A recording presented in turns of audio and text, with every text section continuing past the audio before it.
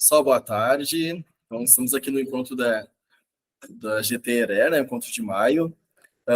Vamos tentar fazer alguns remotos, né, porque o pessoal está em sala de aula. Até em ensino religioso, eu noto bastante isso, que no ao vivo ali, sempre tem um grupo menor, mas depois passa de 60, 70, 80 visualizações, porque o pessoal vai assistindo num momento ali mais propício, né? O pessoal está em sala de aula, né? Ainda mais agora em maio, tem muita escola com conselho de classe. Muitos colegas que estão lá naquele grupo, né, no grupo do WhatsApp, eles são colegas que entraram para adquirir conhecimento, né, são da ERER. Então, esse primeiro encontro aqui remoto vai ser com informações bem mais teóricas, né, porque é uma necessidade da rede, né, então a gente construir uma base. Para alguns vai ser chovendo molhado, alguns aqui, né, tem anos e anos de trajetória na ERER, vai ser chovendo molhado, né, mas para outros será aí algo inovador, algo não inovador, se é para a palavra certa, mas conhecimento novo, né? Eu vou utilizar então este livro aqui, depois lá no final tem a, a referência dele, se chama Reflexão Antirracista de Bolso, Conversa Preta, Diálogos sobre o Racismo nas Convivências por meio da Educação e da Literatura. Ele é um livro, assim, ó, bem rápido de ler, eu que leio bem devagar, eu já estou na metade dele, acho que em 2 horas eu cheguei na metade dele, mesmo fazendo anotação. O livro de 2022, então é um livro bem recente. E a vontade que eu tenho é de simplesmente só pegar e começar a ler ele aqui, porque ele é bem direto, assim, uma linguagem bem simples, né? Então, deixa eu projetar aqui para vocês, compartilhar a tela, para a gente compreender como vai ser a dinâmica de hoje. Qualquer coisa vão falando, escrevam aí nos comentários, né? Agora com a projeção, não sei se eu vou conseguir enxergar os comentários, mas vamos lá.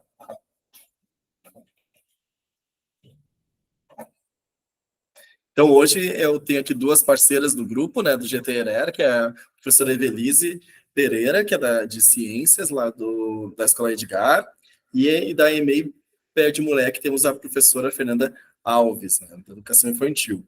Então, após essa parte teórica, né, também eu convidei as colegas para falarem um pouco assim, de atividades, né, que elas executaram, realizaram, né, no ano passado, né, com as suas turmas, tá? Então, reflexões sobre uma educação antirracista, né? Então, a dinâmica vai ser, então, 4 partes. Uma dos conceitos importantes que esse livro traz, né, como branquitude, racismo estrutural, né, alguns conceitos que a gente sempre acaba presenciando, né, nas nossas leituras sobre ERER. Uma outra questão... Deixa eu passar um pouquinho atrás.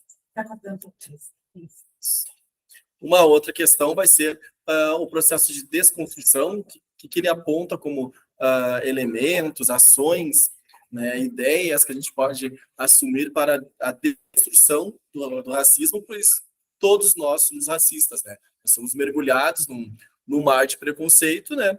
E daí a gente precisa ter essa consciência para começar a deixar de ficar ali mergulhando nesse mar de preconceito e começar a ir em direção à praia, sair desses preconceitos, né?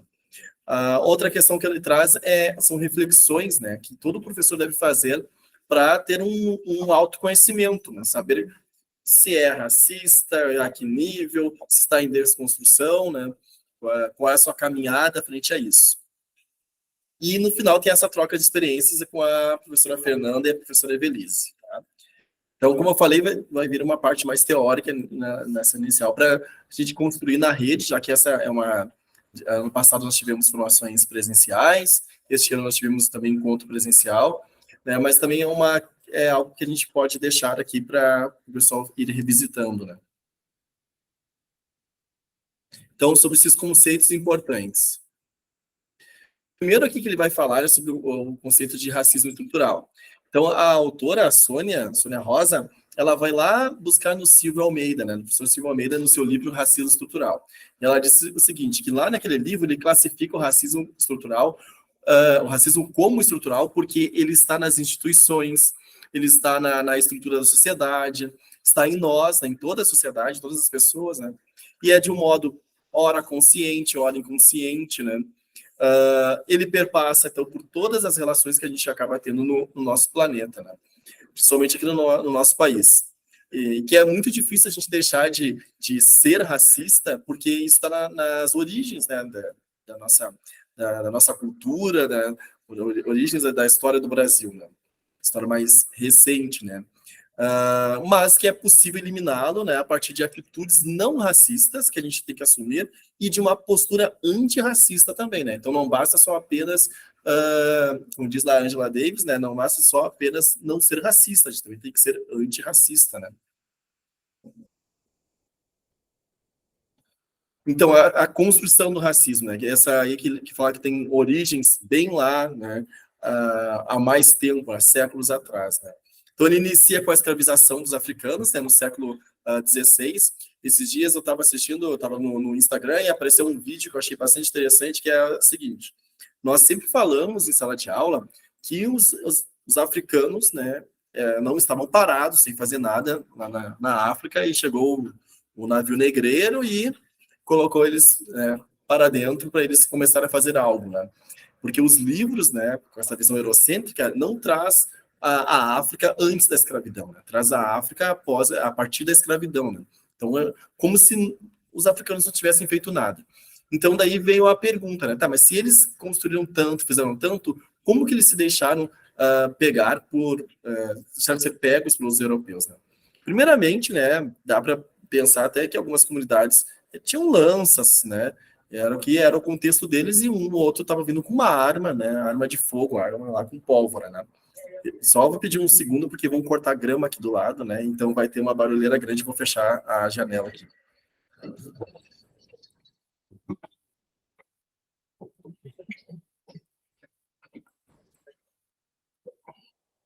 Deu. Então, assim, eles foram lá na África e os africanos os receberam, né? Porque não iam simplesmente pensar que alguém ia sair lá do outro lado do mundo para raptá-los e fazê-los trabalhar à força, né? Então, esse vídeo acaba citando o seguinte, que asiáticos foram para várias partes do mundo e, no geral, eles não danificaram aquele espaço, prejudicaram aquelas pessoas, né? Africanos foram para outras partes do mundo, no geral, eles não causaram nenhum dano às sociedades, às pessoas. Os indígenas migraram para várias partes da América, eles também não fizeram isso. Os americanos, né, os outros americanos, que os indígenas também são americanos, foram para outras partes da América do mundo, também não fizeram nada disso, né? Ou seja, é bastante fácil entendermos, né, que deixa eu botar aqui de novo, que eu fui colocar aqui a colega que entrou. Então, é bastante fácil entendermos que a Europa, sim, foi para a Ásia, e lá na Ásia ela criou sistemas que classificavam as pessoas, danificavam as pessoas, os recursos naturais. A Europa foi para a África e causou aí todos esses danos, né, que são perceptíveis até hoje, né. A Europa foi para a América e fez uma série de danos. Temos aí a América Latina, né, que é a área que o seu subdesenvolvimento é consequência dessa exploração, né? Então, a gente precisa colocar a Europa no patamar dela nessa história, né? Então, falar da Europa como alguém que foi sujeito e que causou todos esses danos, né? Então, a gente precisa deixar bem claro que, sim, o racismo foi criado pelo europeu, né? Porque os outros povos, quando migraram, quando foram para outras partes, conseguiram conviver, né? E a Europa não teve nem a pretensão de fazer isso, né? Então, a gente tem aqui o segundo ponto, que é a humanidade dessas pessoas foi violada, né? O ser humano, eles como humanos, eles foram violados, né? Então, foi também toda uma construção para transformar o africano não mais num humano, mas sim num objeto, né? Então, eu estou vendendo essa cadeira, vendendo essa mesa e vendendo esse negro, né? Ele é um objeto, ele não era um ser humano, né? E, então, a própria forma que ele foi retirado foi sem despedida, foi sem... ele deixou lá a sua história de vida, deixou lá o seu nome, né? A gente não consegue pegar, assim, quais eram... uma pessoa que é descendente de escravos e escravizados hoje, ele não consegue saber, minha origem é tal, tal, tal, pelo nome, porque o nome, muitos quando foram trazidos para cá, eles receberam o nome do seu dono, ou às vezes o nome de árvore, Oliveira, Pereira, né? Então, não receberam ali, a sua própria história foi apagada, né? A sua vida, a vida que tinha lá enquanto um rei, enquanto líder religioso, enquanto agricultor, enquanto metalúrgico, sua vida foi toda apagada e foi iniciada uma nova trajetória que era de escravizado, né? Então, a forma desumana que eles seriam tratados já começa a ficar bem nítida nos próprios navios, né? Dando alimentação para quem eles acham que daria para vender, ganhar um bom dinheiro, atirando no mar, que eles achavam que era muito velho, muito fraco, estava doente, né? Os espancamentos no mar, né? Então, ali já caiu a ficha do tanto de crueldade que eles estariam por passar quando chegassem ao continente, né? Então, ao descrever esses períodos, o branco pouco aparece nas narrativas. Então, a gente tem que cuidar, até mesmo isso que a gente fala. Vamos falar dessa questão, o negro foi escravizado, né? O negro não sei o quê, o negro não sei o que lá, porque o negro passou por isso, porque o negro se vestiu matado, porque o negro... Mas a gente precisa começar, na nossa fala, a falar do branco, que alguém fez tudo isso. O branco fez, tinha lei tal, porque o branco criou. Então, a gente precisa também colocar isso em pauta. Não pode ficar somente na fala, no único personagem ser o negro. Então, isso tudo é apontado nesse livro, pessoal, tá? Então, ali vem a questão da branquitude, né? Que é exatamente isso, é colocar o branco como um sujeito, né? Que participou, que fez, que idealizou tudo isso, né? Então, o estudo da branquitude transforma a pessoa branca em objeto, ou seja, revela algo escancarado pelas vivências negras, né? Mas que não é tão debatido, né? Quem inventou o racismo foram os brancos europeus, né? E é necessário, quando for trabalhar isso, tratar do branco europeu, né?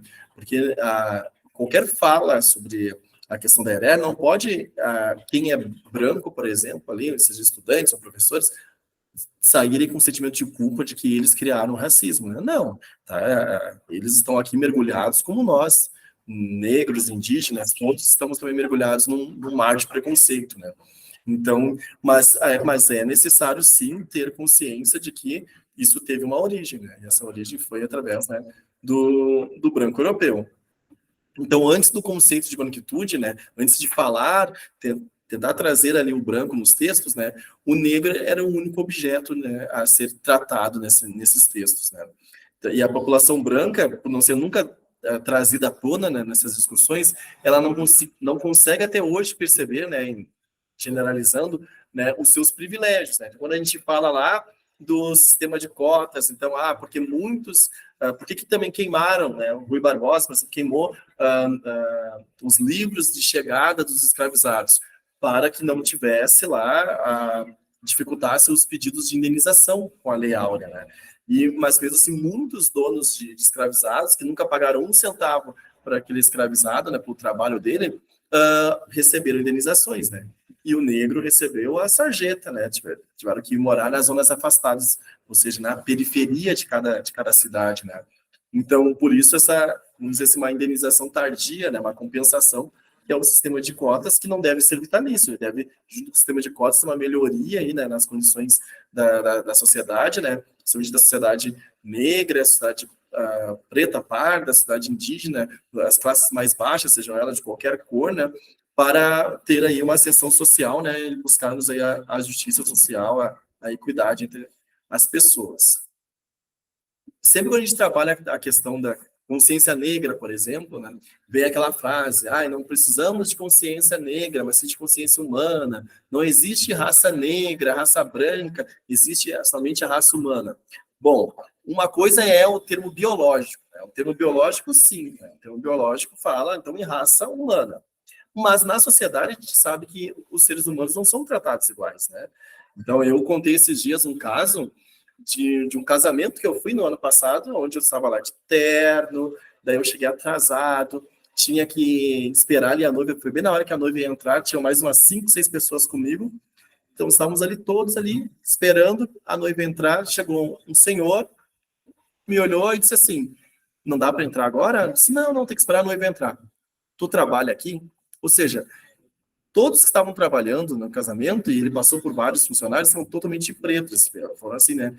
Todos eles estavam de preto, calçaram tudo de preto. Eu estava ali de terno, junto com os outros convidados, mas mesmo assim, nesse senhor tem uma dificuldade em imaginar que uma pessoa negra esteja na mesma condição que ele, né? Então, assim, a gente trata a questão de raças nos estudos sociais, porque a gente sabe, né? A gente, pelo menos é para todo mundo saber, né? Notar, aí dá para só olhar para fora da janela, a gente percebe isso, né? Que as pessoas não são tratadas da mesma forma na sociedade, né? Então, por isso tem a raça negra, a raça branca, né? Outras aí, por conta de que há, sim, uma desigualdade no tratamento. E sobre esses termos também, a gente pode usar um do IBGE, né? No IBGE, vem 5 classificações para responder. Vem branca, preta, amarela, parda ou indígena, tá? Então, quando tu vai fazer o censo, tem que escolher uma dessas para te autodeclarar, né? Então, tu pode ser uma pessoa muito branca, mas se tu quer se declarar preta, por exemplo, porque tu tem familiares, enfim, vai valer isso, vai valer sua autodeclaração, né? O IBGE considera como negros ou a soma de 2 grupos, né? Que são os pretos e os pardos, né? Então, a maior parte da população do Brasil é negra.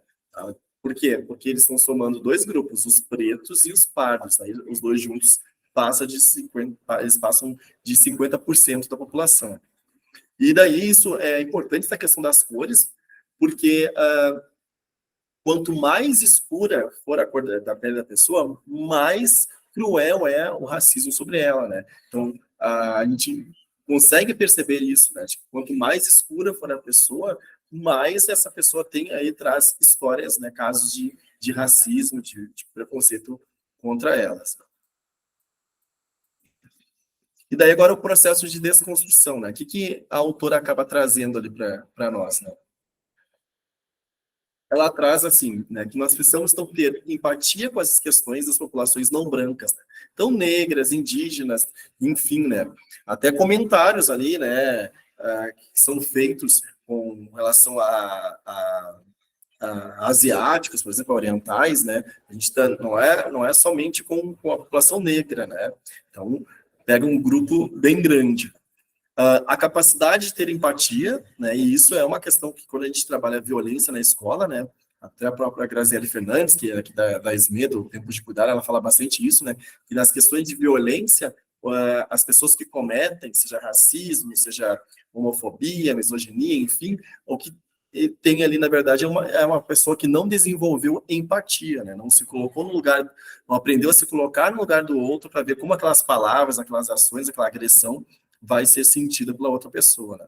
Então, a capacidade de nós mesmos, né, termos e desenvolvermos a empatia, né, seja ficando tocados por algo que está sendo dito, indignado, né, sentindo o que a outra pessoa, né, idealizando o que a outra pessoa possa estar sentindo, né, pensando nessas injustiças históricas, aí, né, mais de 300 anos de escravidão, né, hoje eu estava dando aula, sou professor de geografia, e eu comentei, né, que eu nasci em 1988, ou seja, 100 anos após a Lei Áurea, né, então isso é muito recente, né, é muito, muito, muito recente, né, então e eu falei para eles que em 1888 tinham políticos que bateram pé falando que não tinha como, mesmo o Brasil sendo o último país da América e um dos últimos do mundo a acabar com a escravidão, tinham políticos aqui no Brasil, né, batendo o pé, querendo que mantivesse a escravidão, né? E são políticos que já morreram, mas eles são homenageados, como, por exemplo, né, o Barão de Cotegipe, que é nome de rua, nome de cidade aqui no Rio Grande do Sul, né, nomes de escolas, né, e que aí era uma pessoa que estava lá defendendo a escravidão com unhas e dentes. Então, a gente precisa então pensar nessas injustiças históricas, né? E pensar nas próprias injustiças que acontecem hoje no dia a dia, né? Tem umas páginas sobre o movimento negro no Insta, que toda vez que acontece alguma situação de racismo, ela coloca assim, mais um caso aleatório, né? Então, assim, parece que sempre não, só aconteceu dessa vez aquele caso de racismo com aquela loja, mas todo dia acontece, mas sempre não dá em nada, né? Não vamos levar a ser a ponto de faca, porque não, é só uma situação que aconteceu, né? Então, essa empatia ela deve ser ensinada, desenvolvida, né? Com crianças, com jovens dentro dos lares, dentro das escolas, né? e ela cita o seguinte, né, que particularmente ela admira a escolha de se prontificar a aprender sempre e ter coragem de rever velhos conceitos. Porque é exatamente isso, é um processo de desconstrução, pessoal. A gente tem falas, ações, né, somente falas que nem a gente se toca da a origem e que é lá de um termo da época colonial, do período colonial, que é um termo preconceituoso, né, daquela época que a gente traz até hoje, a gente não vê relação, né? Então a gente precisa estar nesse processo de desconstrução. Raras são as pessoas que trabalham com a ERER que realmente, assim, lá no passado resolveu botar seus estudos lá do TCC, depois de uma especialização, de um mestrado, tudo para a ERER. Geralmente a história foi assim, é uma pessoa negra e daí a escola botava lá o nome dessa professora já no projeto Consciência Negra. Daí, para poder desenvolver, organizar o projeto, a professora começou a correr atrás de informações, né? Então, ou é um professor de história, né? Professor de geografia, área das humanas, daí a escola botava a área das humanas para trabalhar a questão do dia do índio, né? Que hoje a gente fala, então, dia dos povos indígenas. Falava, então, por exemplo, humanas vai trabalhar, então, o projeto Consciência Negra, né? Então, para poder dar conta e ajudar ali a si, aos colegas, foram começando a correr atrás de informações, né? Então, geralmente foi assim, foi uma forma indireta. Eu mesmo foi dessa forma, né? Tanto por ser negro quanto por ser da área das humanas, meu nome foi colocado, né? Todo mundo podia escolher os seus projetos, né? Mas o meu sempre já estava lá colocado, né? Pela escola. Então, a gente precisa entender isso, que a gente está no processo de desconstrução e que quem fala hoje sobre ERER fala porque um dia parou para estudar sobre isso, né? Então, a gente não pode mais estar em 2023 falando que não posso trabalhar porque não tenho informação, né? Hoje em dia, se você tá, agora, entrarem no Google e botarem assim, curso gratuito ERER, Educação Étnico-Racial, enfim, vocês vão ter um monte de cursos de universidades, de ONGs, de tudo quanto é instituição, ali, que tu pode fazer online mesmo, né? Então, todo mundo tem que ter acesso, pessoal. É uma coisa que é inadmissível falar, só pegando assim, 2021 a 2023, só da escola de formação. Teve o curso do Rafuagem, tem o grupo esse do GT da ERER, tiveram formações em 2021 presenciais, tiveram formações, encontros ali em 2022, 2 encontros, ano passado teve também o curso da Unicinos, iniciamos agora neste ano, ano passado teve o curso do Comim, que era indígena, iniciamos este ano com o pessoal que está no Uniafro da URGS, agora começou o pessoal que está da parte lá do colégio de aplicação da URGS também. Então, assim, só dentro da nossa rede, várias lives também, né, na escola de formação, lá no canal do YouTube. Então, não tem como dizer que a gente não tem. Lá no site da escola de formação tem um drive, tem um link do drive, lá na nona trilha, com um monte de materiais que colegas do GTRE foram disponibilizando e estão lá. Então, a gente tem acesso, sim, à informação, né? Também por trás desse medo, pessoal, tem a questão de que muito professor, na sua visão expositiva, tradicional, ele acha que, se eu vou trabalhar a questão da ERER, e vou trabalhar sobre, eu quero dar 3 aulas, uma sobre indígena, uma sobre os negros, outra sobre algo mais específico para os quilombolas, tá?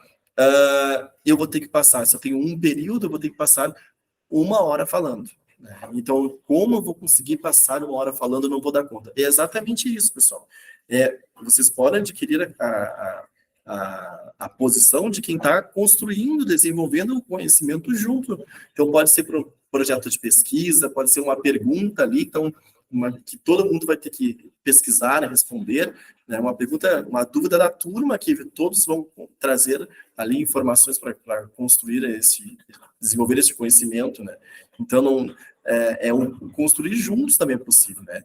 Quem estuda a ERER, pessoal, não aprendeu da noite para o dia, né? Então, é algo processual, né? Deixa eu ver isso aqui. Aqui eu não tinha passado ainda. Perceber o apagamento dos feitos das pessoas, das populações não brancas, né? Tem um livro que eu trabalhei no ano passado com a educação de jovens e adultos da Irmão Pedro. Acho que a professora Evelise também, depois ela pode falar, acho que ela também trabalhou com as turmas de anos finais da Escola Edgar, que é o História Preta das Coisas. É um livro que traz objetos, né, coisas construídas por pessoas negras ou sob a influência, onde tinham pessoas negras juntos, né? Então tinha, por exemplo, escova de dente, o absorvente, o GPS, que mais que tinha, né? Então, assim, uma série de objetos, o semáforo, né? Uma série de objetos que foram construídos por pessoas negras, né? E que a gente nem nota, a gente nem sabe disso, né?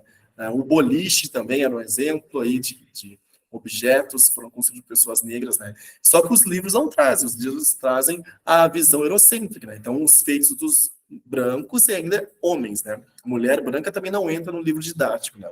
Então, toda vez que eu falo sobre isso, e a turma, às vezes, tem alguns estudantes tipo, isso é mimimi, eu levo para a questão mulher, que daí atinge os estudantes, né? Então, eu falo assim, se a gente não pensar nisso, né, que o livro didático só traz os feitos dos homens brancos e héteros, né, a gente vai pensar o seguinte, todas as meninas aqui da sala, elas podem construir assim, a maior coisa que for, né, gente? Assim, ó, uma coisa muito inovadora que elas nunca vão parar num livro didático.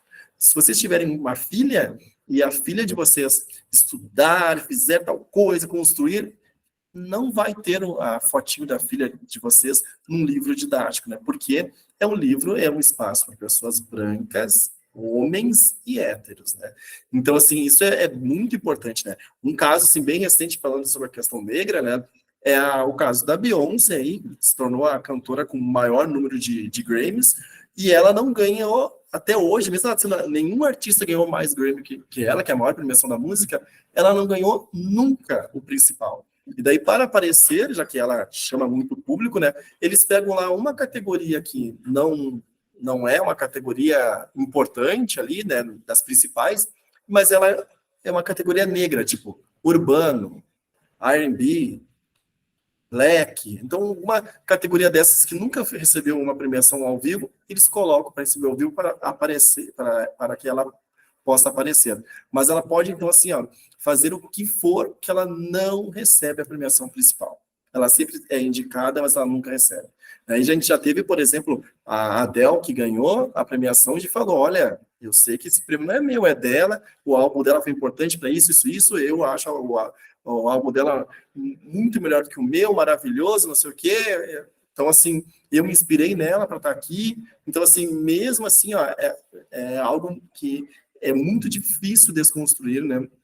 Que uma pessoa negra possa estar aí ganhando, né, uma premiação, né, pelos seus feitos, né, pessoal?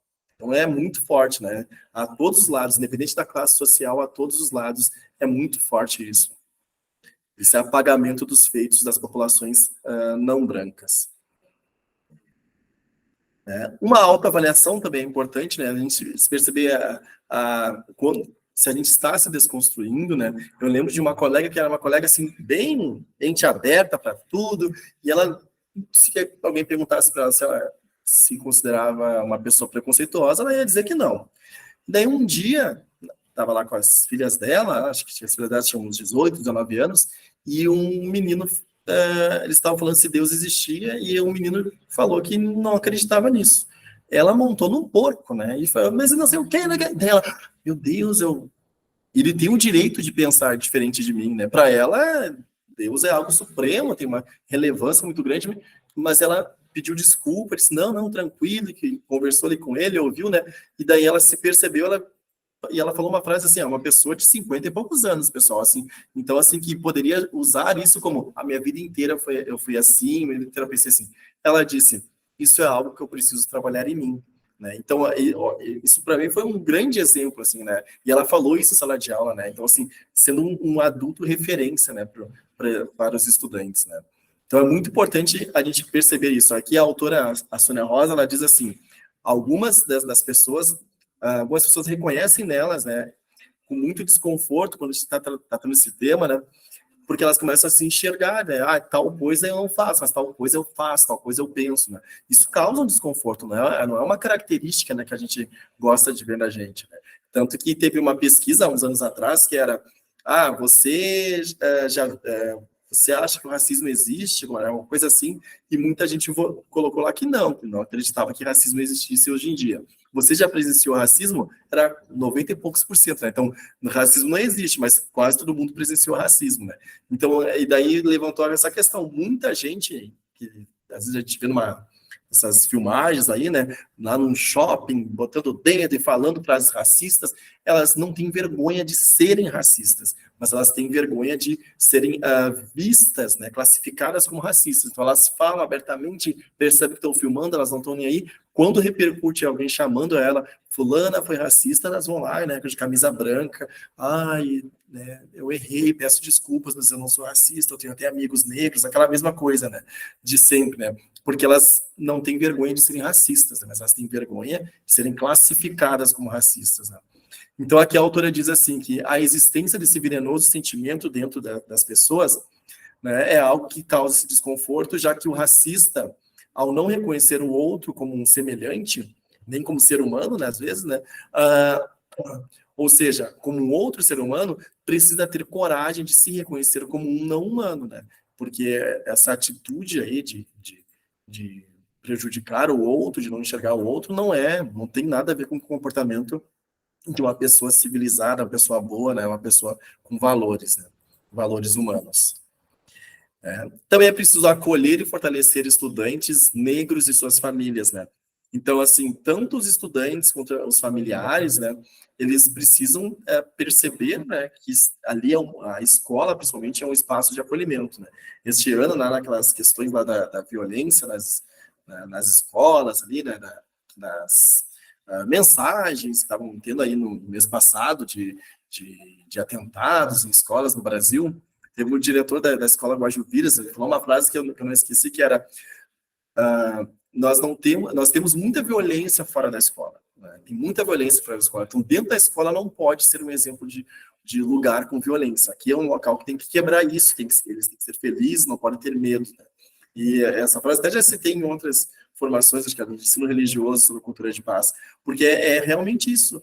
E não é para alguns, pessoal, tem que ser para todos, né? Todos os estudantes, a escola tem que ser um espaço de liberdade, né? E um espaço principalmente de acolhimento. Né? Temos que acolher a todos, não a alguns. Ainda mais por sermos servidores públicos, né?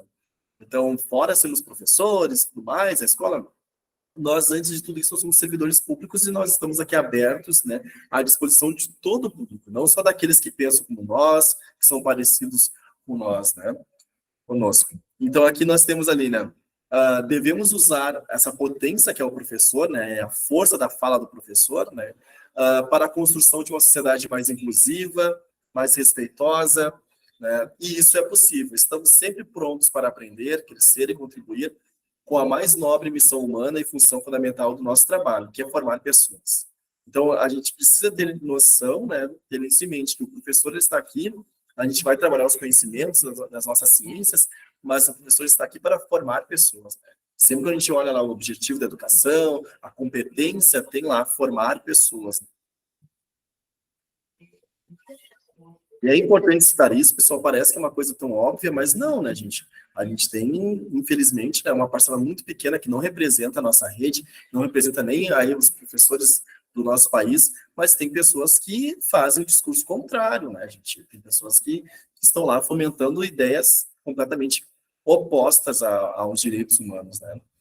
Então, uma das questões que a gente precisa também entender é que muitas leis, né, elas pregavam o racismo, né, gente? Então, é preciso, hoje em dia, nós garantirmos os direitos humanos a todas as minorias sociais, sejam negros, indígenas, mulheres também, né, por lá que seja um maior número, elas são minorias sociais, porque a gente, quando compara o salário do homem com o salário da mulher, o número de cargos de chefia está mais nas mãos dos homens, né? Então, elas são minorias também sociais, desse mesmo viés aí que eu comentei lá anteriormente, né?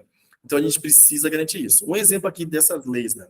Tem aqui um texto, né, que comentava o seguinte, que a metrópole, né, no caso, o dono da colônia, não se comportava, no caso Portugal, né, não se conformava com aquilo que se considerava um insulto à sua autoridade, né, e precisava tomar providências, né? Então, em 1741, os portugueses, né, a coroa portuguesa mandou que fosse rigorosamente cumprido o alvará 7 de março daquele ano, que era o seguinte: toda vez que alguém fosse encontrado num quilombo, que tinha fugido, né, tentasse fugir, né, tinha que ser com um ferro quente em brasa, colocado um F na testa, né, um F de fujão, né? Então, assim, eram, leis que não garantiam os direitos a todos, né? Então, isso também é importante a gente perceber que a gente não pode repetir hoje, né, coisas do passado, né? A gente precisa, então, garantir aí os direitos humanos a todas as pessoas, né?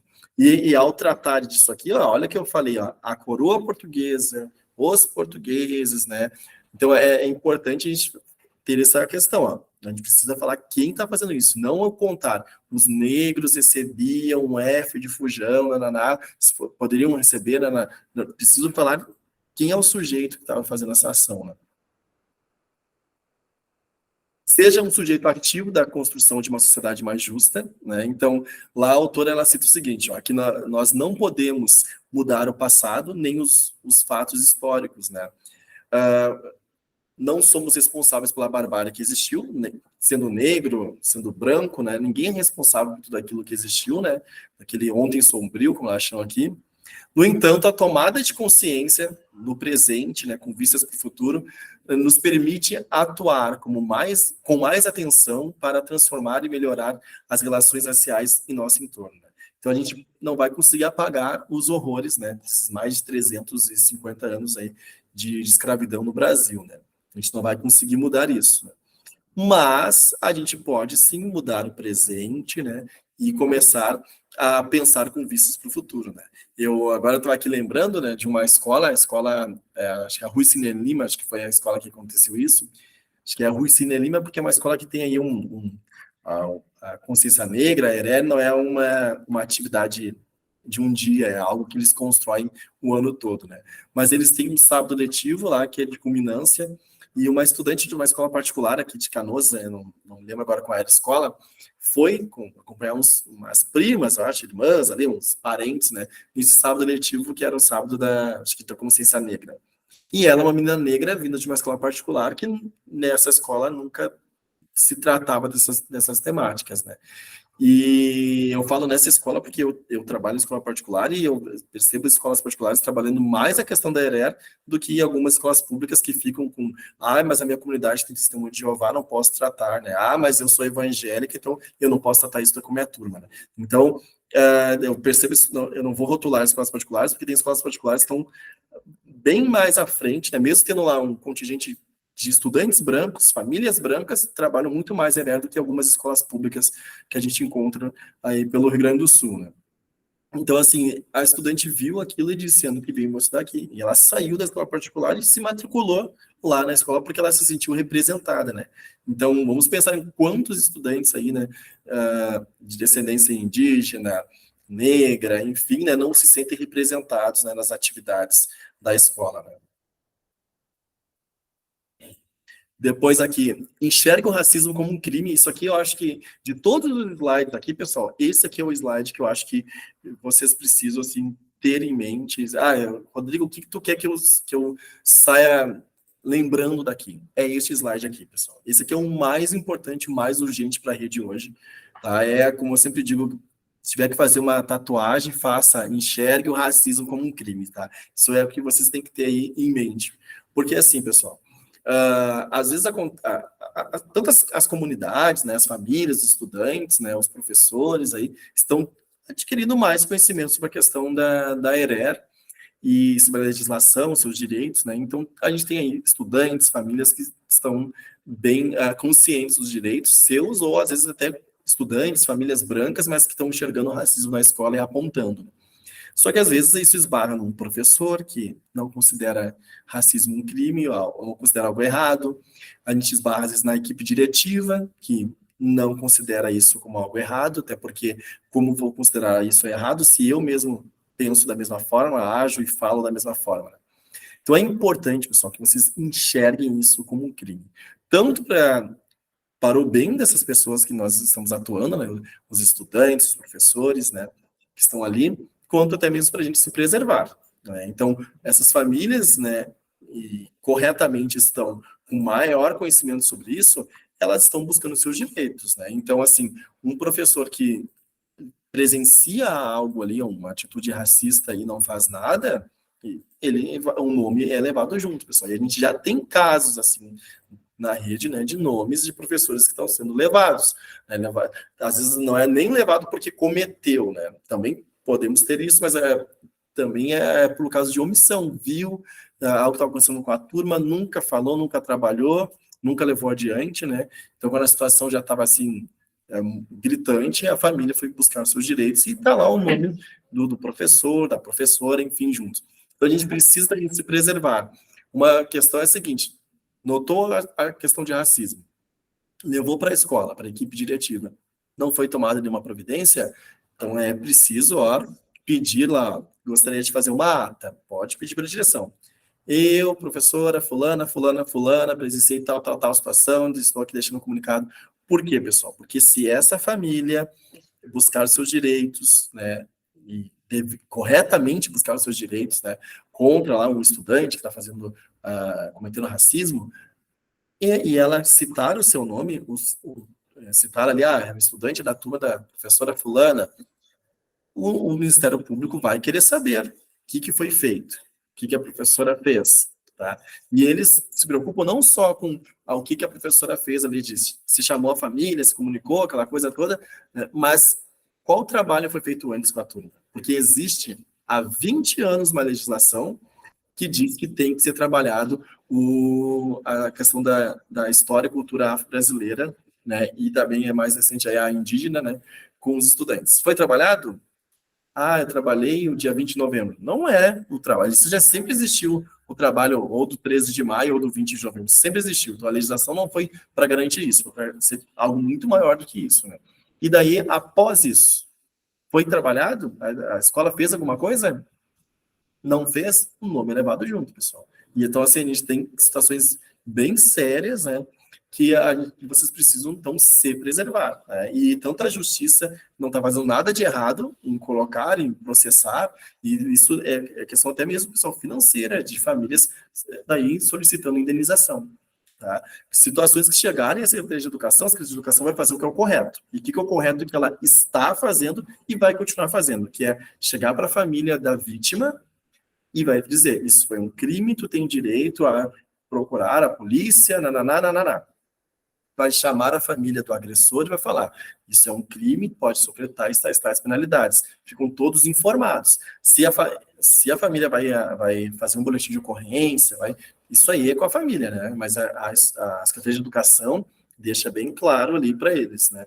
Quais os seus direitos, seus deveres, né? Então, e isso é o que as escolas têm de fazer, pessoal, tá? Mas eu digo para vocês, se cair lá no Ministério Público, eles vão querer saber qual o trabalho que foi feito com a escola. E é muito triste, pessoal, quando a gente tem uma situação de racismo e daí vem e pedem para nós fazermos uma fala. Pessoal, não dá, pessoal. Não dá. Não dá. Simplesmente não, pessoal. Isso não é uma fala que se faz. A fala até piora a situação. Pensa assim, ó. Daí vai lá o pessoal do Tempo de Cuidar, ou vai do GTRE, fazer uma fala na escola que teve lá uma situação de racismo. Daí pega lá os 2 últimos períodos para fazer uma fala. Daí fica uma turma olhando para a vítima com aquela cara de estou perdendo educação física para ouvir aqui uma fala porque tu sofreu isso. Ou seja, a vítima fica mais constrangida e o sentimento de querer sumir da escola aumenta. O agressor, né, que também tem que ser acolhido, porque ele também está mergulhado nesse mar de preconceito, também tem que ser trabalhado algo com ele, né, e uma das coisas que o Tempo de Cuidar tem ali como já dados de pesquisas, né, é que muitos agressores de agressão física, homofobia, enfim, qualquer tipo de agressão, eles são também vítimas de agressões, né? Então, por isso tem que ser um trabalho de acolhimento tanto da vítima quanto do agressor, tá? A gente precisa, então, ter noção de que esse agressor vai ficar com mais raiva, porque vai estar todo mundo olhando, ó, fulano estava na aula de arte, teve que sair para vir aqui ouvir, e, né, por conta de um erro meu. Fulano lá está querendo ir para educação física, perdendo a educação física, porque está aqui ouvindo essa fala de pessoas que eles nem sabem quem são, por conta de um erro meu. Pessoal, o trabalho é com a escola. Quem tem que ver o que vai ser feito é a escola. Quem tem que trabalhar, fazer alguma correção, nunca trabalhamos, teve um erro, é a escola. Não coloque o seu problema no colo dos outros. Quem tem que trabalhar é a escola. Tá? E não é um trabalho de um dia, é um trabalho sistemático. A educação para as relações étnico-raciais tem que estar no currículo. Não tem que estar num dia lá, num plano de aula de um professor lá de história. Tá? Então, não coloquem, pessoal, assim, o setor público, as famílias, elas estão muito bem informadas, pessoal. Então, elas sabem muito bem que estão corretas, elas sabem os direitos delas. Tá? Qualquer situação, pessoal, estão vendo ali que não está sendo levada adiante, vá na Secretaria de Educação, faça uma ata, se proteja, pessoal. Temos aqui também, então, o que o livro traz agora para finalizar aqui com o professor. Né? Então, o livro, ele suscita, ele elenca assim, algumas perguntas, né, que a gente tem que fazer sobre o nosso trabalho, sobre como a gente lida ali, né, em sala de aula com as questões da ERE. Então, primeiramente, eles dizem assim, ó, que os professores são intelectuais. Então, eles têm de ter isso incorporados, né, desenvolvido neles. Então, é de responsabilidade do professor estudar. Né? Então, a lei foi de 2003, pessoal. Esse ano está completando 20 anos. E há 20 anos eu não consegui estudar sobre esse assunto. Não teve nada sobre esse assunto. Então, eu já falei aqui só da rede, aqui, né, a quantidade de vezes que esse assunto foi aí aberto, né, para a comunidade escolar. Né? Então, a gente precisa então entender que a gente sai da faculdade sem saber tudo, e a gente corre atrás de conhecimento para poder dar uma aula de qualidade. Se não tem conhecimento disso, vai estudar. Vai estudar, vai correr atrás, né? Isso é algo que é uma das características do professor, é ser uma pessoa culta, uma pessoa intelectual. Então, se tem nessa necessidade, é super tranquilo ter essa necessidade, né? Vai correr atrás, né? Para outros assuntos, nós todos fazemos isso, por que com este assunto eu não vou fazer isso? Então, a gente precisa, então, refletir, por que com os outros assuntos que eu não domino, eu corro, vou atrás, mas com este assunto eu sempre fico não tenho conhecimento, né? Generalizando aqui, né, pessoal? Então, quem ensina deve ser suficientemente corajoso, né? Porque a gente vai causar, como diz, né, o Piaget, a gente vai causar desequilíbrios, né? Então, ó, a gente vai desconstruir certezas, né? A gente vai desembaçar olhares, né? Alguns olhares estão, né, bem com intencionalidades, a gente vai revelar essas intencionalidades, e a gente também vai ter que ser humilde frente aos novos saberes, né? São saberes que podem nos causar lamento, mas com o passar do tempo a gente vai assim olhando para os estudantes e a gente vai percebendo que tem sim um sentido, tem sim um porquê, né? E daí um tema para casa, né? Uma vez uma professora de português me corrigiu que disse que não é tema de casa, é tema para casa. Então assim, né? Questões para a gente refletir. Então aqui eu vou ler essas questões que o livro aponta. Algumas aqui eu contextualizei mais para nós aqui, mas é claro que tem algumas questões aqui que não servem para vários aqui. Somente aqui que eu já vi que são alguns colegas aqui são os que estão há anos, né? Muito mais tempo que eu na questão da ERE, então sei que não vai servir para vocês, mas são questões para refletir, né? Então, refletir tanto que, sim, eu preciso rever, ou isso aí já é algo que eu já passei, né? A primeira é, na educação, a quem eu sirvo? Por que eu estou aqui na educação? Né? Uma das coisas que a gente precisa perceber é que a escola não foi criada, construída, não é uma instituição construída para o professor, é para o estudante, né? Então, eu acho que é um mimimi, é porque quando eu era criança, todo mundo falava e não era bullying, não era isso. Tá, gente, ó, em primeiro lugar que racismo não é bullying, não é piada, não é brincadeira, né? É um crime. Tá? Segundo, que mesmo se fosse alguma atitude outra aí de bullying, né, não é para ter, não é para ter. E a gente está com essa instituição é para os estudantes. A gente trabalha, a gente vai, não para nós, porque a gente acredita, e sim para os estudantes, né? Segundo é que seres humanos eu desejo formar por meio das minhas práticas, né?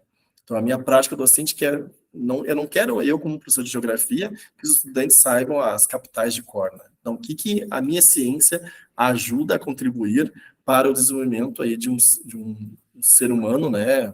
Que vai ser aí um cidadão, de uma sociedade que eu espero que seja mais justa, mais igualitária, mais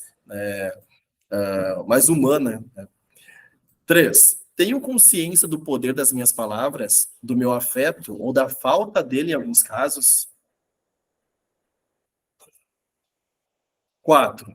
Compreendo a força das orientações que eu passo em sala de aula, né? Das falas que eu tenho em sala de aula, né? Do que eu aponto, dos exemplos que eu vou dando, né? O que isso vai aí, né? Indo, esses dias eu estava assistindo um vídeo que tem no YouTube, que é da professora Gladys Kerscher, que ela cita algo como que na época que ela era estudante, um dia ela chegou em sala de aula e todo mundo bateu palma para ela, a professora, vamos bater palma, e cantaram parabéns, e ela ficou super surpresa, né, essa professora é uma professora negra, né, uma referência em questão de arena, a professora da URGS, e daí ela disse que era o dia 13 de maio, e daí ela estavam parabenizando ela, né, porque dia 13 de maio, dia da Lei Áurea, né, dia aí da libertação dos escravos, e ela pegou, na inocência lá de uma criança, olhou para todos e disse, mas eu nunca fui escrava, né, então assim, pensar nessas orientações que a gente dá, né?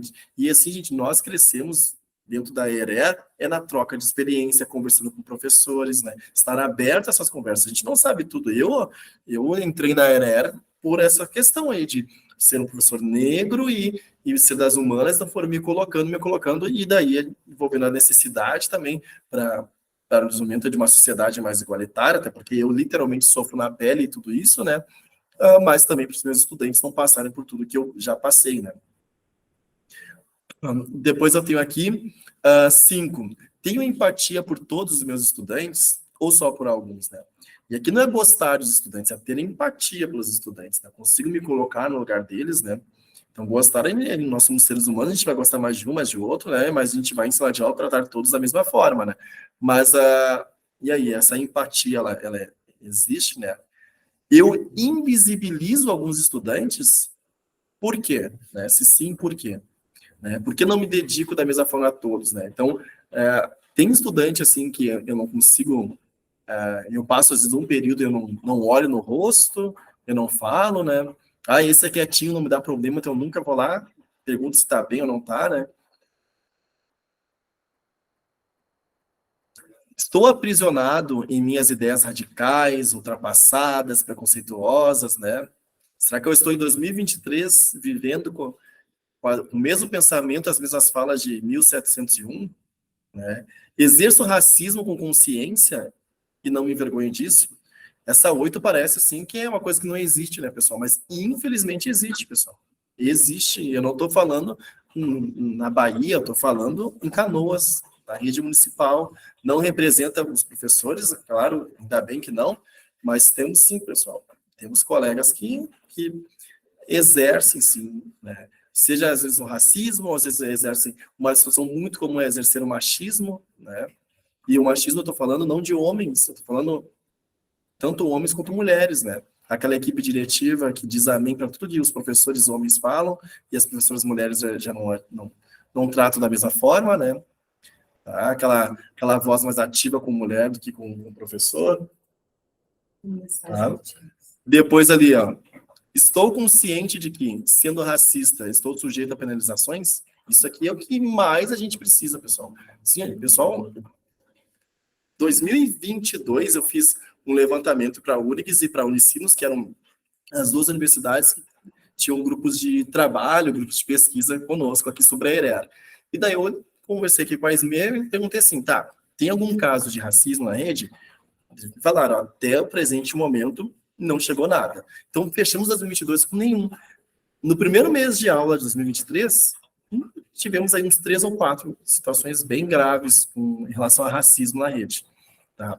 Então, assim, né, para nós também fica aquela situação de que, ok, professores estão mais sabendo, dominando esses conteúdos, né? Aquela atitude que passava despercebida, agora eles apontam, isso é errado, isso é um crime, então ótimo, né? Lá na Escola Irmão Pedro, por exemplo, a equipe lá, a supervisora, a orientadora, a vice-diretora, situação de violência na escola, na EJA, por exemplo, de noite, eles sentam e dizem, tu postou a foto de um estudante no grupo do Whats, isso aí é um crime, tu pode ser isso. Então, assim, lidam não como uma malcriação, lidam como um crime, deixam bem claro, né? Então é isso que a gente precisa fazer, pessoal, tá? A gente precisa deixar todo mundo, não pode ser uma surpresa diante de uma questão de homofobia, misoginia, racismo, não pode ser uma surpresa para os estudantes que isso é um crime, que isso é errado, que essa escola não admite. Isso tem que estar claro, né? Isso aí são normas de convivência que todo mundo tem que estar ciente, né? Depois aqui, né? Consigo perceber que uma educação eurocentrada deforma os seres humanos, além de destruir qualquer possibilidade de inclusão, de respeito às diferenças, né? Tá? Eu lembro que há uns anos atrás, uma professora dos anos iniciais falou assim: eu faço oração com os meus estudantes, né? Faço oração com eles para eles ficarem bem calminhos. Daí eu peguei, olhei para ela e disse: tomara que um dia um cante um ponto de Exu na tua aula.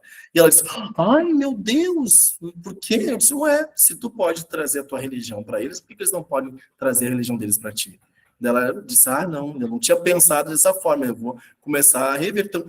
Quer cantar uma musiquinha para se acalmar? Tem N musiquinhas, né, pessoal? Mas a questão da religiosidade é um pouco difícil, porque se tu vai abrir para uma religião, tem que abrir para todas, né? Não precisa ter um espaço sem religião, não. Mas tu vai ter que abrir espaço para, se tu abre para uma, tem que abrir para as outras, né? Sou capaz de me colocar no lugar do outro para entender o que minhas palavras, o meu silêncio, a minha vista grossa, as minhas escolhas estão provocando, né? Então, isso são reflexões aí, pessoal, que o livro acaba apontando, né? Para a gente pensar, né? Ela cita que essas reflexões necessitam de muita coragem, né? Fazer essa autoavaliação, esse autoconhecimento, esse filtro, nos faz perceber coisas que a gente não gostaria de perceber na gente, né? Mas elas têm um poder grandioso, que é promover reflexões individuais que vão repercutir, vão extravasar aí no coletivo, né? Na medida em que avançamos para uma educação antirracista, né? Cada conquista é um ganho tanto para os estudantes, para a escola, mas para toda a sociedade. Tá? Então, esse aqui é o livro, pessoal, a Reflexão Antirracista de Bolso. Viu que eu peguei só ali, acho que umas 10 páginas, e olha o quanto de coisa que esse livro traz, né? Conversa preta, diálogos sobre racismo nas convivências, por meio da educação e da literatura. Eu ganhei esse livro, não sei, agora ganhei aqui da Escola de Formação, tá? Então, não sei da onde como ele chegou até aqui, tá? Mas é um livro da editora Arco 43, né? Eu deixo aqui como uma dica aí de leitura. Daí, para nós finalizarmos, pessoal, né, depois disso, vamos para a troca de experiência aqui. Só vou aqui fechar para ver aqui se tem alguma coisa escrita. Se alguém quer falar alguma coisa, se alguém quiser falar, abre aí. Não sei se alguém quer falar algo, senão eu já vou passar ali para... Ó, a Evelise botou aqui o livro. É esse livro, Evelise, ou é outro? A História Preta das Coisas, História Preta das Coisas. Esse livro é maravilhoso, pessoal, para trabalhar. A Rosana que botou, né, agradecendo a fala, né, você teve que se ausentar, depois fica lá gravado, isso. Então, assim, pessoal, temos aqui a participação da Fernanda, que é professora da MP de Moleque, tá? Ela vai falar, então, sobre um trabalho. No ano passado, teve o projeto ERER, esse projeto, ele foi... cada escola tinha que divulgar, né, construir em setembro, outubro, ali o seu projeto para aplicação em novembro, né. Como a ERER começou a funcionar mesmo em agosto, por isso culminou em novembro, né, mas a gente sabe que não é tão coerente fazer as atividades de ERER só no mês de novembro. Mas muita escola acabou só espichando que algumas escolas já faziam, né, tinha uma turma, por exemplo, do quinto ano, com a professora Mariana, lá na Tancredo, que fazia já o ano todo. Então, em novembro seria um mês ali que ela iria trabalhar menos a questão da ERE, né? Então, ela acabou trazendo coisas que ela já tinha construído, que ela já tinha feito, né? Tem 3 videozinhos aqui, uns vídeos apaixonantes dos estudantes da educação infantil, lá da Pé de Moleque, né? Eu já ia perguntar se iria passar. Sim, são vídeos bem curtos, assim, né? De 2 minutos, né, pessoal? Mas são os vídeos aqui que eu vou acabar passando. Não sei, Fernando, tu quer que eu passe primeiro? Tu quer falar antes? Eu acho que tu passa, que daí contextualiza o que eu vou falar daí. Tá, eu vou passar ou tu quer que eu passe os 3? Pode passar os 3. Tá, como são vídeos curtinhos, pessoal, eu vou passar os 3 aqui, que vai ser mais fácil, daí a professora Fernanda fala.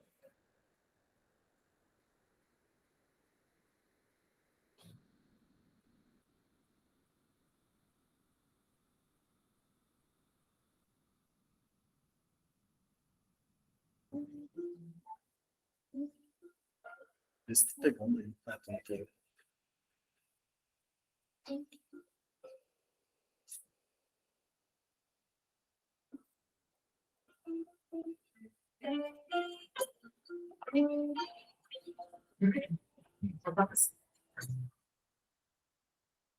Tem que botar. Só um pouquinho que eu não tava passando só para mim. Ser uma guia. Mas Essa foi. daí, Não, informação era. Tem que estar com essa guia aberta aqui dentro. só um pouquinho, então. Vamos fazer assim, Fernanda, ó. Como eu vou alterar aqui as guias aqui, então eu acho que é melhor tu falar primeiro, então, que daí eu vou arrumando aqui. Tá bom. Então, boa tarde, pessoal. Eu sou a professora Fernanda, da MP de Moleque. Estou na rede desde 2018. E eu vou contar um pouquinho, assim, da nossa história em relação à educação antirracista.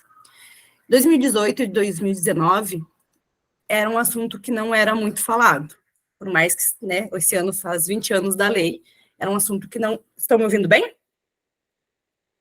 Era um assunto aqui na escola que muitas vezes ficava lá para novembro ou nem era tocado nesse assunto. Em 2020, veio um documento do início do ano falando que nós teríamos que trabalhar, né, de forma mais efetiva as questões raciais, e isso nos pegou de surpresa, porque a gente não tinha embasamento, a gente não tinha, até então, formações, né? Então, em 2020, começou esse caminhar da educação antirracista, a gente recebendo formações. Eu tive o privilégio, em 2021, em fazer o curso do Rafa Rafuage. Foi um curso que fez assim, ó, abriu a minha mente, né? Porque eu sempre dizia assim, não é o meu lugar de fala, não é o meu lugar de fala. E daí eu percebi que, e eu reproduzo essa fala que eu escutei no curso, que é até quando não vai ser o meu lugar de fala? Né? O meu lugar de fala é a partir de, não é porque eu não sou negra que este não é o meu lugar de fala. Então, qual é o meu lugar de fala, Fernanda? Meu lugar de fala é a professora, que tem nas mãos, né, o dever de educar, de criar cidadãos críticos, reflexivos, e também sou mãe de meninas pretas, 2 meninas pretas.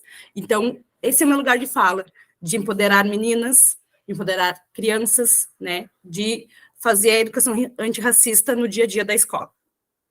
Então, em 2021, a gente já fez um trabalho maior, né, a gente começou a fazer essa reflexão enquanto os educadores, falar dos termos, né, da sociedade racista, que nós somos racistas, da nossa estrutura, desde lá do início, né, da história, das leis que foram colocadas no início, enfim, a gente foi estudando isso e a gente vem sempre debatendo sobre.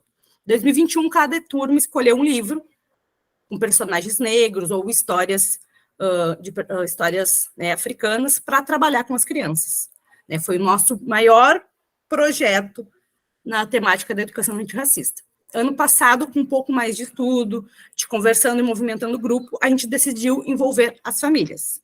Né? Então, cada turma escolheu uma personalidade negra para trabalhar com as crianças na escola e os pais trabalharem, fazerem uma pesquisa. Né? Então, nos vídeos vai aparecer essa pesquisa que foi feita. Né? Cada turma foi adaptando ali conforme as necessidades das crianças, as habilidades, né? Então, adaptando essa questão da rotina. E foi bem bacana, assim, vieram bastante retorno, nós fizemos bastante movimentações.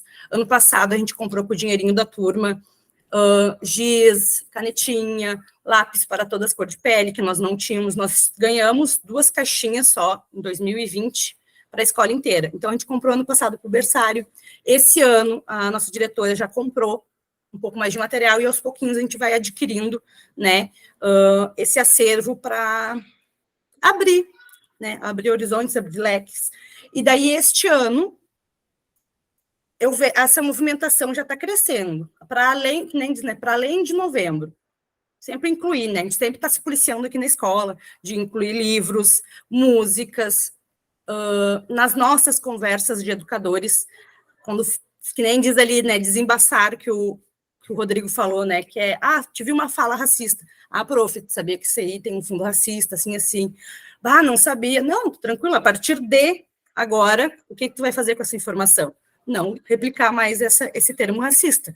Então, esse ano, eu fiz uns cardzinhos com várias personalidades. A minha turma é o berçário, tá? As que mais chamaram a atenção deles.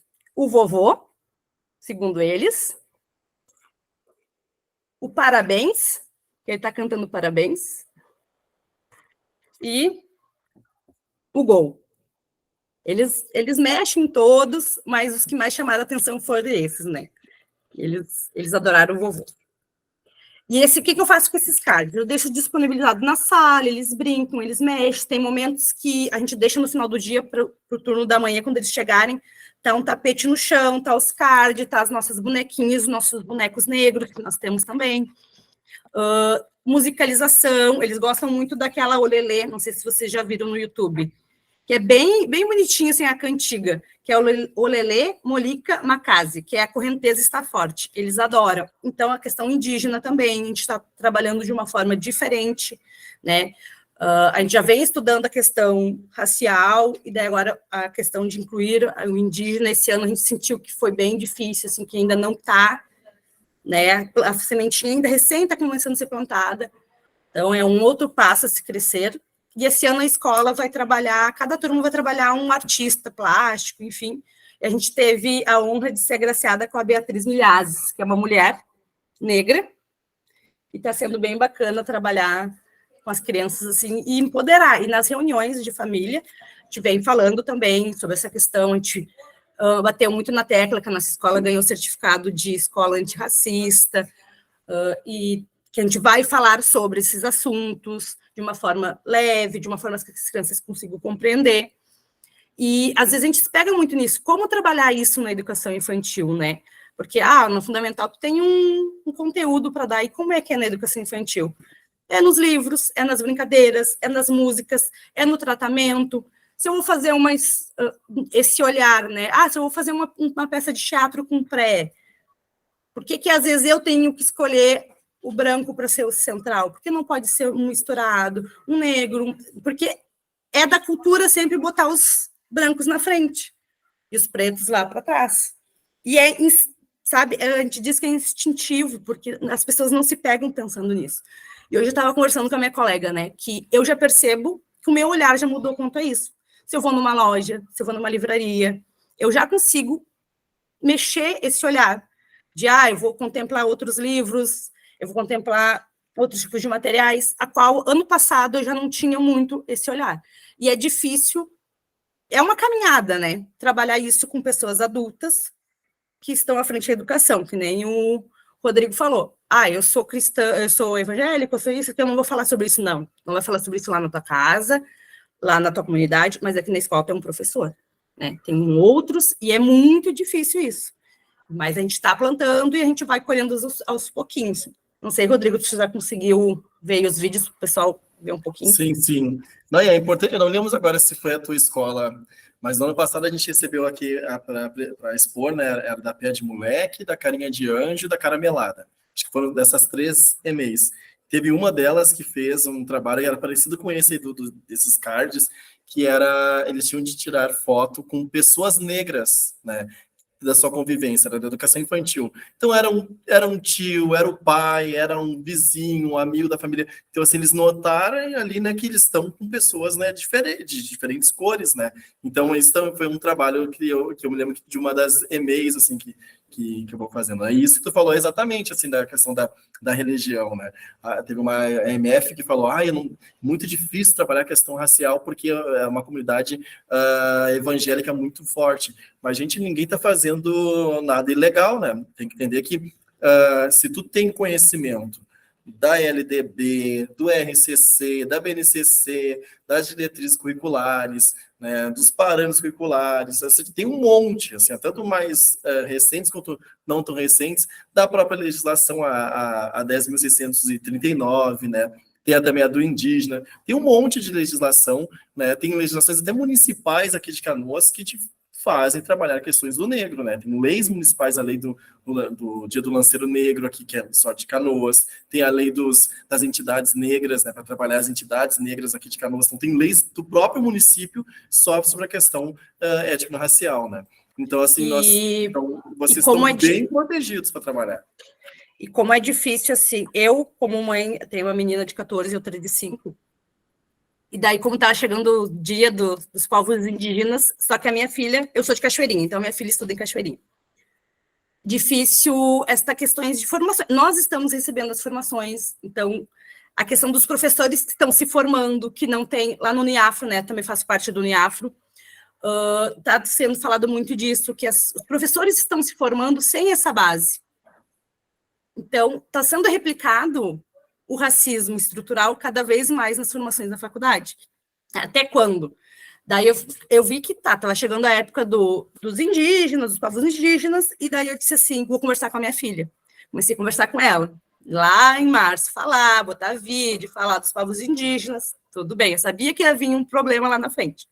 Ela chegou lá na semana do dia 19 em casa e disse assim, mãe, nós trabalhamos os índios hoje. E eu, Helena, o que tu trabalhou? Os índios. Mas quando a prof falou dos índios, eu disse para ela, prof, não é índios, é indígenas. Ela tem 5 anos. E eu, tá, e daí, Helena, o que a prof falou? Que é tudo igual, é a mesma coisa. E mandou a gente dançar a música.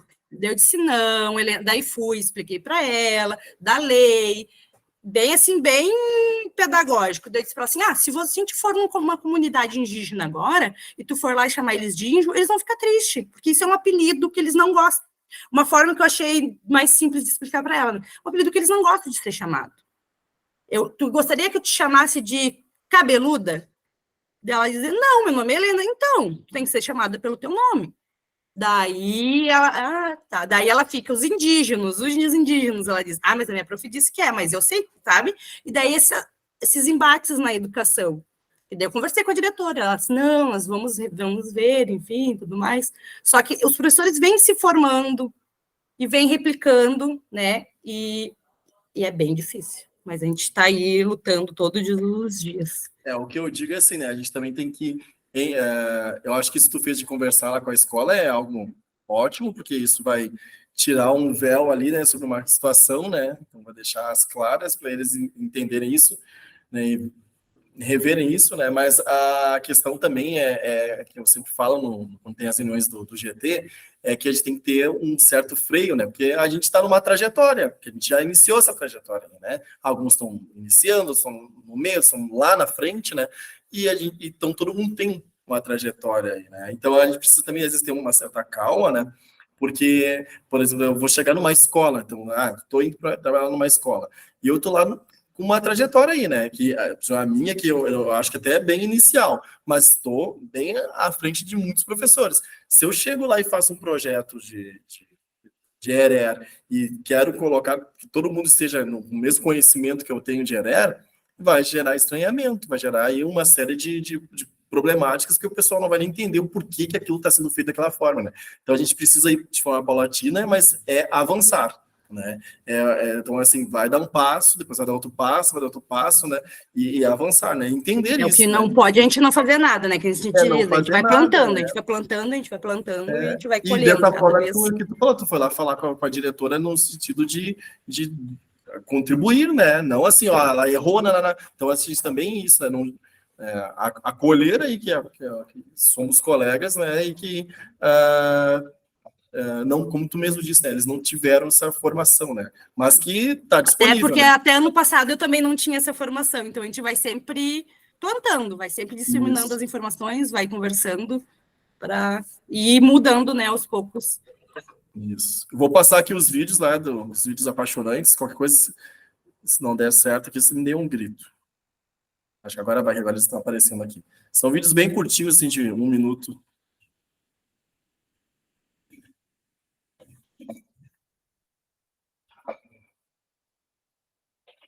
Quem é essa daqui? É a Deita. Hã? É Deita. Antonieta? Sonheta.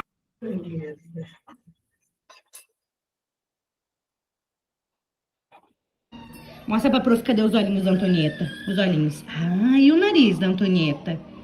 E a boquinha dela? Muito bem. E a orelha? E o cabelinho da Antonieta? Muito. O que tu vai pintar? Sonheta. Hã? O que tu vai pintar, Amanda? O que tu vai pintar ali? É. Vou botar. Boa na terra.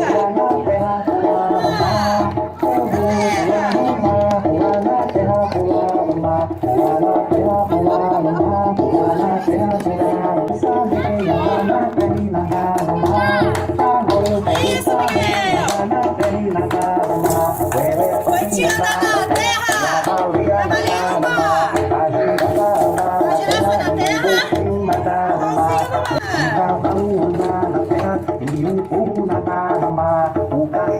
Cachorro na terra.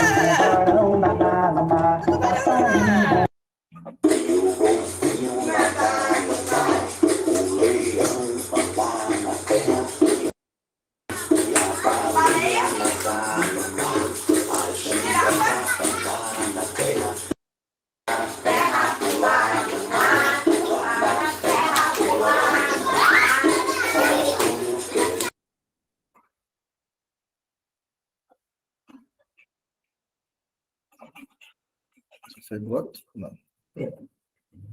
Ah, não, parou. Trocava. É só tu ficar lá em cima. Tá lá, tu vai ter que falar. Uhum.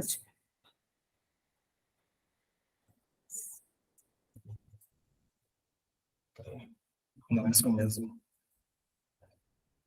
É o mesmo? Escolhe outro.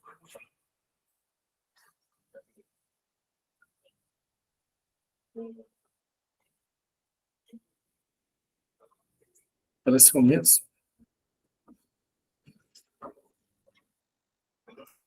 Também pede um. Isso.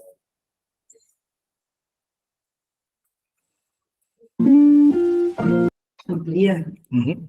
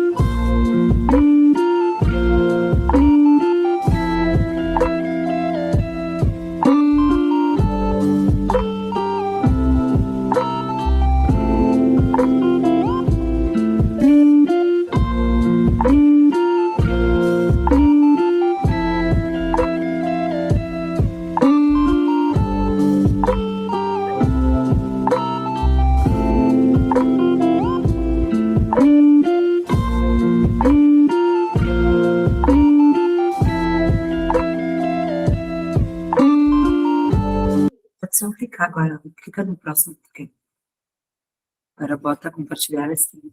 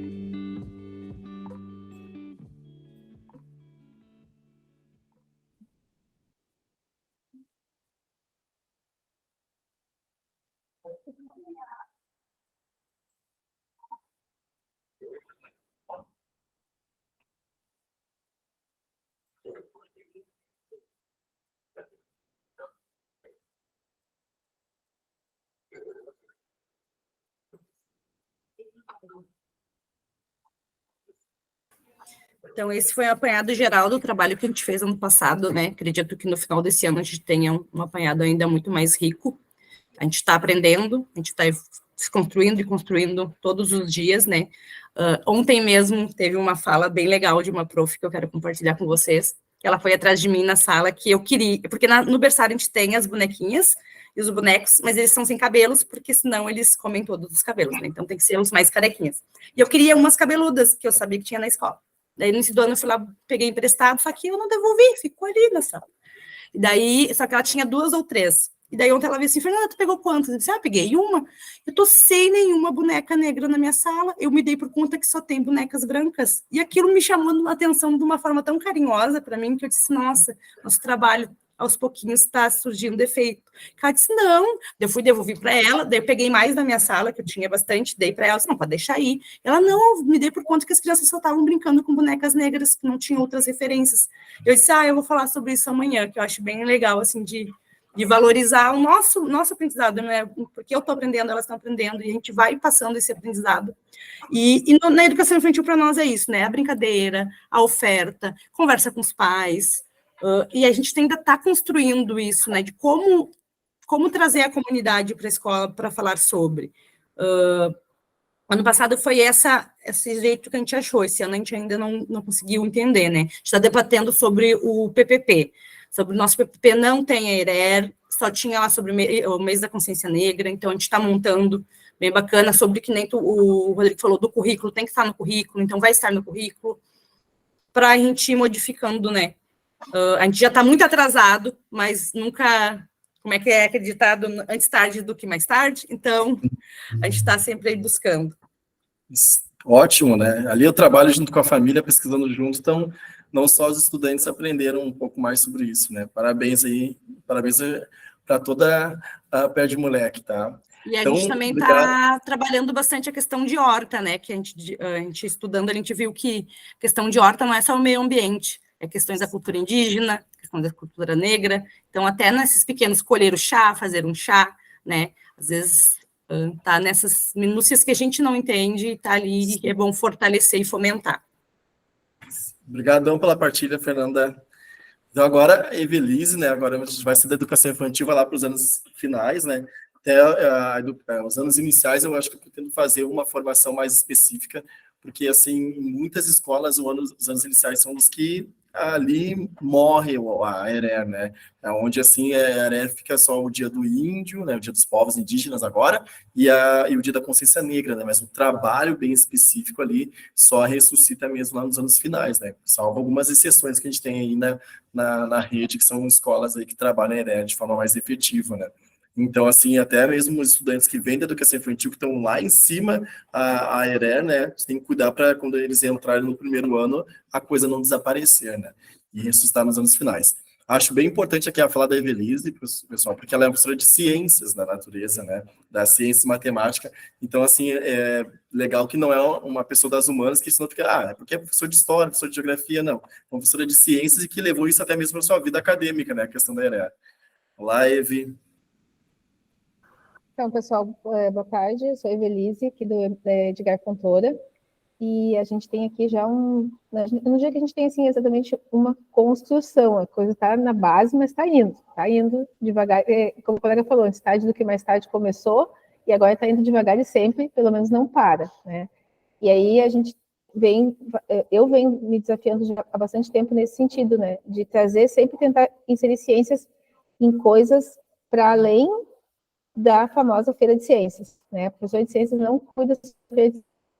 E eu tento incluir, né, todo o calendário acadêmico, calendário cívico da escola na disciplina de ciências. Daí, Rodrigo, se tu puder compartilhar ali os slides, eu vou contando para o pessoal, porque já faz um tempo que eu busco, e aí não tem assim uma questão de data. Quando o assunto se apresenta, eu sempre busco alguma coisa que tenha a ver, né, que traga as questões relativas a todas as etnias possíveis e ao ensino de ciências, né?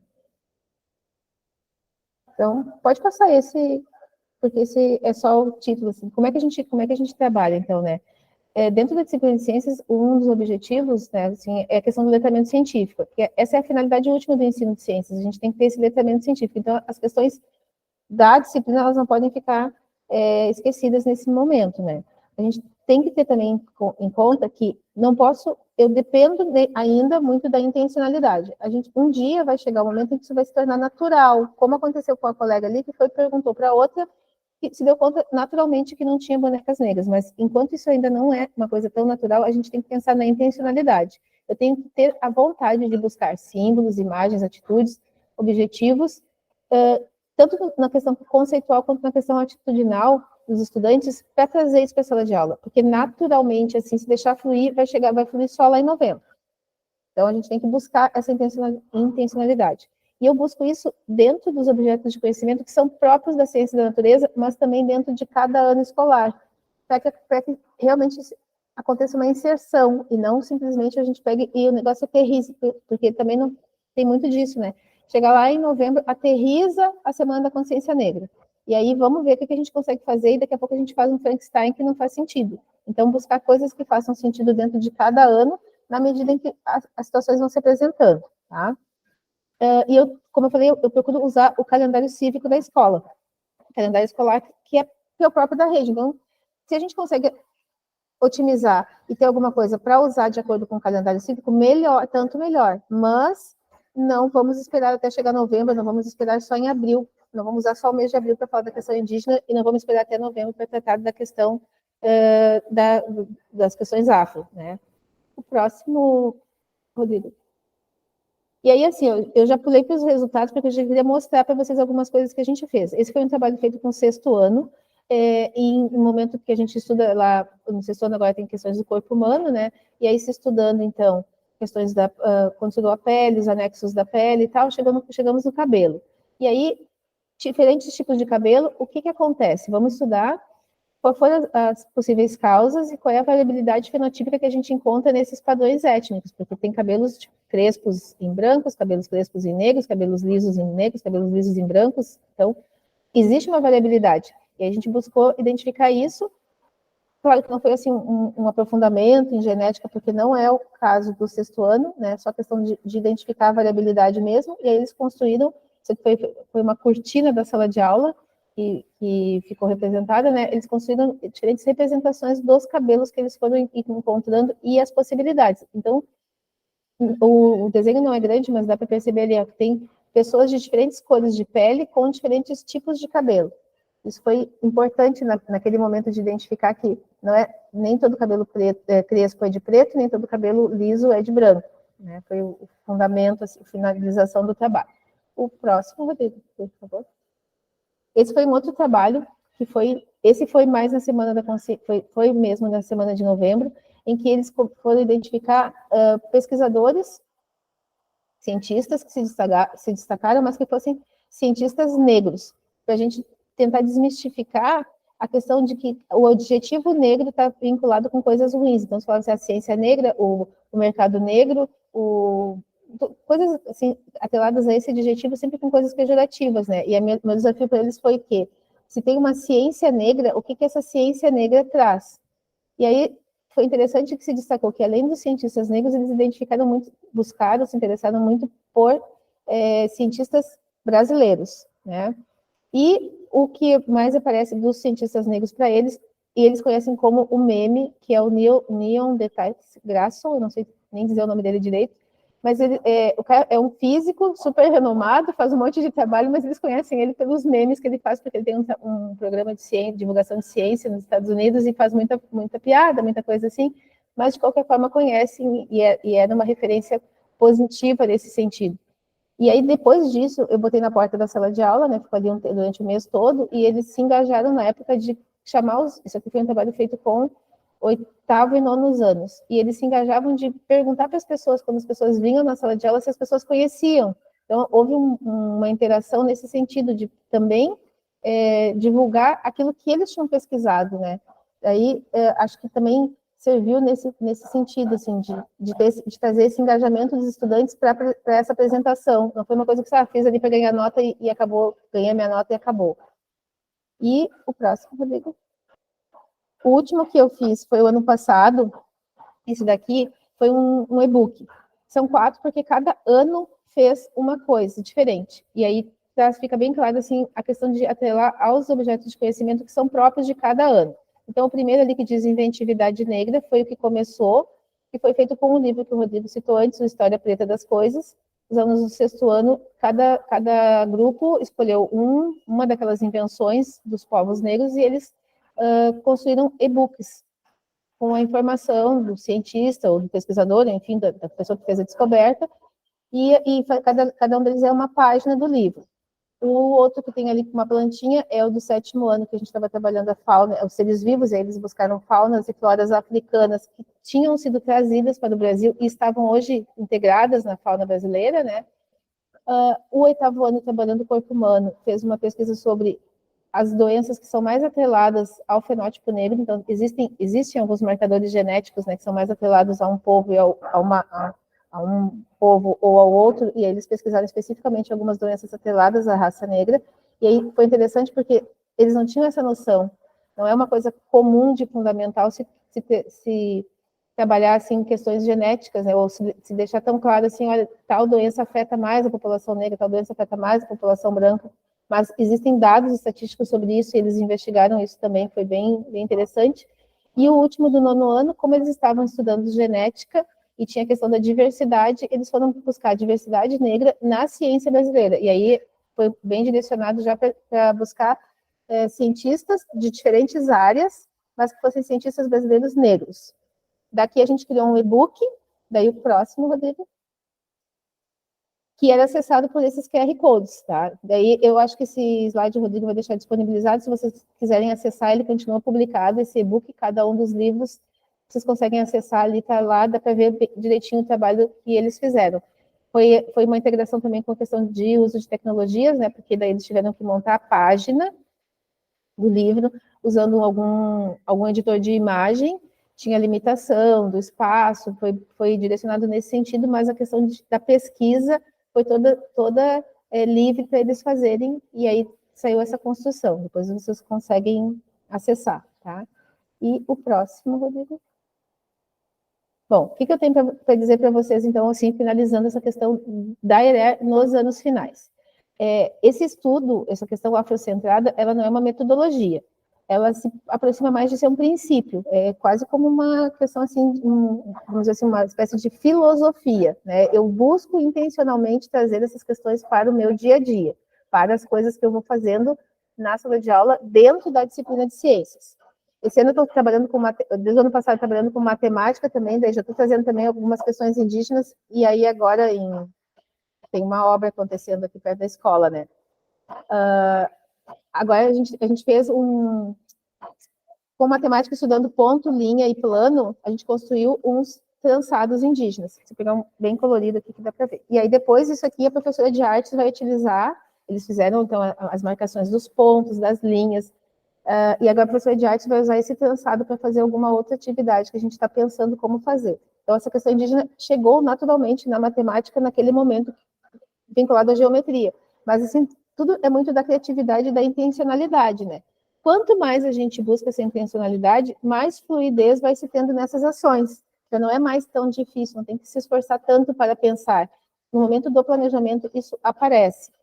E quanto mais frequente a gente faz isso, mais vai reduzindo o estranhamento. A primeira vez que eu propus um trabalho de ciências nesse sentido, a equipe diretiva também estranhou, porque quem fazia isso? O professor de história, né? E aí, no momento em que a gente... Hoje em dia, já ninguém se espanta com as coisas que eu invento aqui no colégio, tanta coisa que eu vou inventando, já virou assim, tá, ciências faz também. Ciências faz também. Não tem nenhum problema quanto a isso. Ciências também participa dessas coisas. Então, é isso.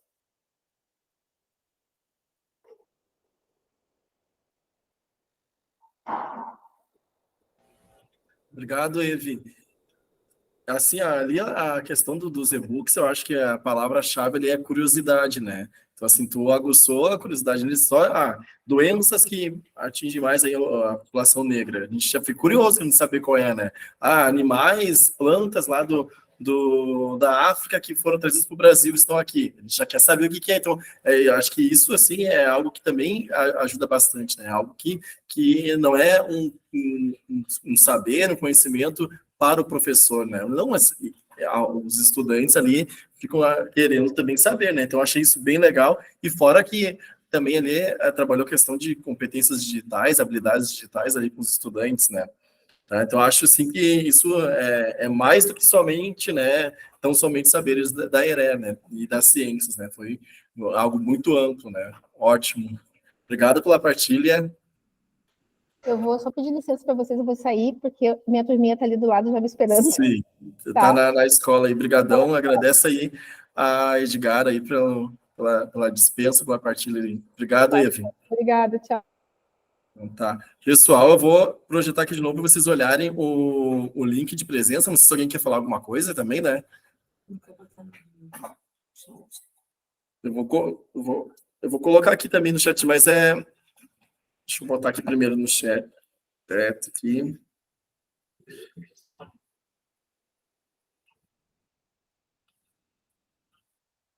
E antes de finalizar aqui, pessoal, de me despedir, então, pessoal, eu quero só agradecer a presença de vocês e falar assim, pretendo fazer uma formação mais voltada para os anos iniciais, né? Como eu já havia comentado.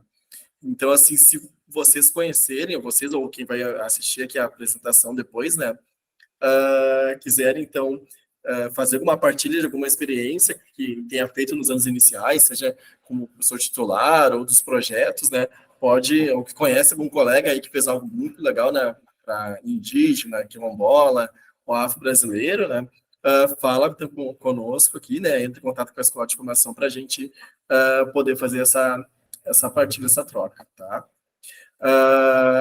Agradeço então, a presença de vocês e qualquer coisa, pessoal, manda uma mensagem, tá?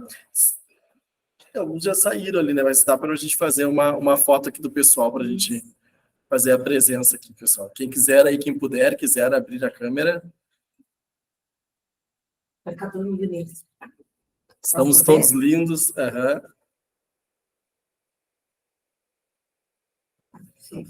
Obrigadão, Fernanda. Tchau, tchau. Fernanda, Sonsi, a doutora Fernanda também aqui do meu lado, minha copiloto, Roberta, Rosane. Adorei, pessoal. Rosana. Muito legal, apesar de estar aqui entre recreio e. Mas deu para assistir. Na correria da escola. Correria. Ainda tem 2 me esperando aqui, ó. Tem 2 já. Cadê eles? Obrigado, Beijo, Sonsi. tchau. Rosane. Tchau, tchau, Roberta. Rosana. Tchau, tchau, gente. Boa tarde. Tchau, tchau. Obrigadão. 50 mil fotos. 50 mil fotos. Deus, olha aqui, tu nunca viu tanta foto na tua live quanto aqui. E aí tu tu foi lá e fez uma foto duas só porque eu não estou sentada no meu lugar. É bem cretino, né? Tu fez uma foto dessas fotos? Não. A casa não é usada.